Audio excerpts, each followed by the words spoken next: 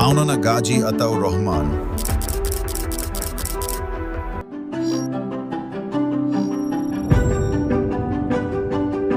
জন্মস্থান বালুয়াবিটা, কালীগঞ্জ, গাজীপুর।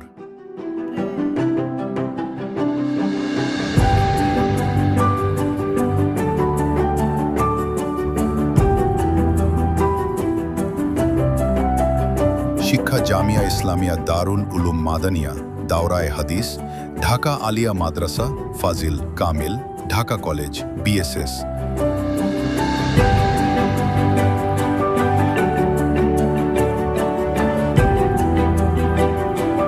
দায়িত্ব সাবেক সভাপতি, ইসলামী ছাত্র আন্দোলন বাংলাদেশ, সাবেক সিনিয়র যুগ্ম মহাসচিব ও মুখপাত্র, বর্তমান মহাসচিব, ইসলামী আন্দোলন বাংলাদেশ। ছাত্র জীবন থেকেই ইসলামী রাজনীতিতে সক্রিয়। গাজীপুর সিটি নির্বাচনে মেয়র প্রার্থী ছিলেন। অবদান ন্যায়ভিত্তিক, দুর্নীতিমুক্ত রাষ্ট্র ও সমাজ সংস্কারের পক্ষে কাজ করছেন।